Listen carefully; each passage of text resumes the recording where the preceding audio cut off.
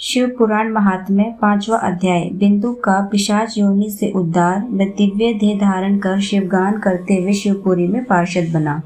सूत जी बोले, शौनक, एक दिन चक्षुला आनंद में मग्न उमा देवी के पास गई और दोनों हाथ जोड़कर उनकी स्तुति करने लगी।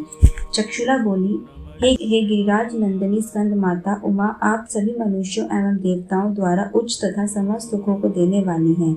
आप शंभु प्रिय हैं। आप ही सगुण और निर्गुण हैं।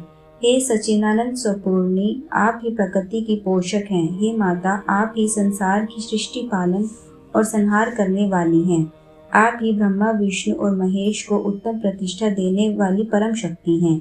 सूत जी कहते हैं, शौनक, संगति प्राप्त चक्षुला इस प्रकार देवी की स्तुति कर शांत हो गई। उसकी आंखों में प्रेम के आंसू उमड़ आए। तब शंकर प्रिय भक्त वत्सला उमा देवी ने बड़े प्रेम से चक्षुला को चुप कराते हुए कहा, सखी चक्षुला, मैं तुम्हारी स्तुति से प्रसन्न हूँ। बोलो, क्या वर मांगती हो? चक्षुला बोली, हे गिरिराज कुमारी, मेरे पति बिंदु इस समय कहाँ हैं? उनकी कैसे गति हुई है? मुझे बताइए और कुछ ऐसा उपाय कीजिए ताकि हम फिर से मिल सके। हे महादेवी, मेरे पति एक शूद्र जाति वैश्य के प्रति आसक्त थे और पाप में ही डूबे रहते थे।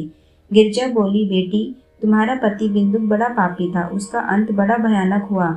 वैश्य का उपभोग करने के कारण वह मूर्ख नरक में अनेक वर्षों तक अनेक प्रकार के दुख भोगकर अब शेष पाप को भोगने के लिए विंध्य पर्वत पर पिशाच की योनि में रह रहा है। वह दुष्ट वहीं वायु पीकर रहता है और सब प्रकार के कष्ट सहता है। सूत जी बोले, शौनक, गौरी देवी की आवाज सुनकर चक्षुला अत्यंत दुखी हो गई। फिर मन को किसी तरह स्थिर करती हुई दुखी हृदय से माँ गौरी से उसने एक बार फिर पूछा, हे महादेवी, मुझ पर कृपा कीजिए और मेरे पापी पति का उद्धार कर दीजिए। कृपया कर मुझे वह उपाय बताइए जिससे मेरे पति को उत्तम गति प्राप्त हो सके। गौरी देवी ने कहा, यदि तुम्हारा पति बिंदु शिव पुराण की पुण्ययमी उत्तम कथा सुने तो वह इस दुर्गति को पार करके उत्तम गति का भागी हो सकता है। अमृत के समान मधुर गौरी देवी का यह वचन सुनकर चक्षुला ने दोनों हाथ जोड़कर मस्तक झुकाकर उन्हें बारंबार प्रणाम किया तथा प्रार्थना की कि मेरे पति को शिव पुराण सुनाने की व्यवस्था कीजिए। ब्राह्मण पत्नी चक्षुला के बार बार प्रार्थना करने पर शिव प्रिय गौरी देवी ने भगवान शिव की महिमा का गान करने वाले गंधर्व राज तंबूरों को बुलाकर कहा, तंबूरों, तुम्हारी भगवान शिव में प्रीति है। तुम मेरे मन की सभी बातें जानकर मेरे कार्य को सिद्ध करते हो। तुम मेरी इस सखी के साथ विंध्य पर जाओ। वहाँ एक महाघोर और भयंकर पिशाच रहता है। पूर्व जन्म में वह पिशाच बिंदु नामक ब्राह्मण था। मेरी इस सखी चक्षुला का पति था।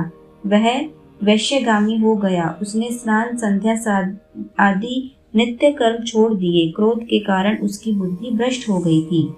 दर्जनों से उसकी मित्रता थी तथा सज्जनों से द्वेष बैठ गया था। वहाँ अस्त्र शस्त्र से हिंसा करता और लोगों को सताता और उनके घरों में आग लगा देता था। चांदलों से दोस्ती करता वह रोज वैश्य के पास जाता था। पत्नी को त्याग कर दुष्ट लोगों से दोस्ती कर उन्हीं के संपर्क में रहता था। वह मृत्यु तक दुराचार में फंसा रहा। मृत्यु के बाद उसे पापियों के भोग स्थान यमपुर ले जाया गया। वहाँ घोर नरकों को सहकर इस समय वह विंध्य पर्वत पर पेशाच बनकर रह रहा है और पापों का फल भोग रहा है।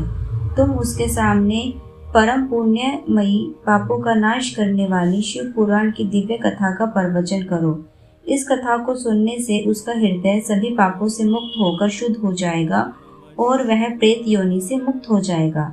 दुर्गति से मुक्त होने पर उस बिंदु नामक पिशाच को विमान में बिठाकर तुम भगवान शिव के पास ले आना।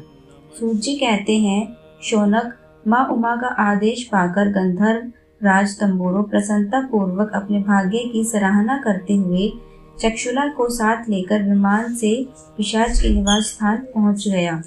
वहां पहुंचकर उसने उस विकराल आकृति वाले पिशाच को देखा, जिसका शरीर विशाल था, उसकी ठोड़ी बड़ी थी। वह पिशाच कभी हंसता, कभी रोता और कभी उछलता था। महाबली तंबूरों ने बिंदुक नामक पिशाच को पाशों से बांध लिया।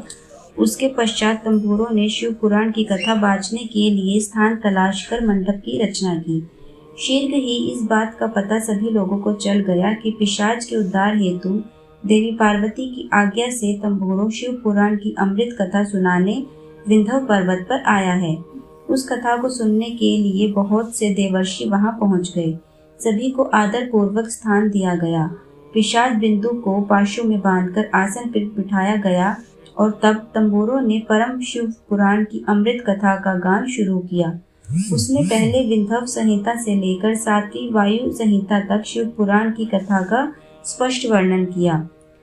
7 संहिताओं सहित शिव पुराण को सुनकर सभी श्रोता कृतार्थ हो गए। परम पुण्यमयी शिव पुराण को सुनकर पिशाच आज सभी पापों से मुक्त हो गया और उसने पिशाच शरीर का त्याग कर दिया।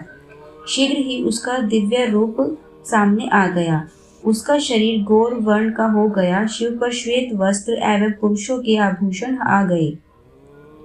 इस प्रकार दिव्य देहधारी होकर बिंदुक अपने पति चक्षुला के साथ स्वयं ही भगवान शिव का गुणगान करने लगा। उसे इस दिव्य रूप में देखकर सभी को बहुत आश्चर्य हुआ। उसका मन परम आनंद से परिपूर्ण हो गया। सभी भगवान महेश्वर के अद्भुत चरित्र को सुनकर कृतार्थ हो उनका यशोगान करते हुए अपने अपने धाम को चले गए। बिंदुक अपनी पत्नी चक्षुला के साथ विमान में बैठकर शिवपुरी की ओर चल दिया। महेश्वर के गुणों का गान करता हुआ बिंदुक अपनी पत्नी चक्षुला व तंबूरों के साथ शीघ्र ही शिव धाम पहुंच गया। भगवान शिव और देवी पार्वती ने उसे अपना पार्षद बना लिया। दोनों पति पत्नी सुखपूर्वक भगवान महेश्वर एवं देवी गौरी के श्री चरणों में अविचल निवास पाकर धन्य हो गए। हर हर महादेव।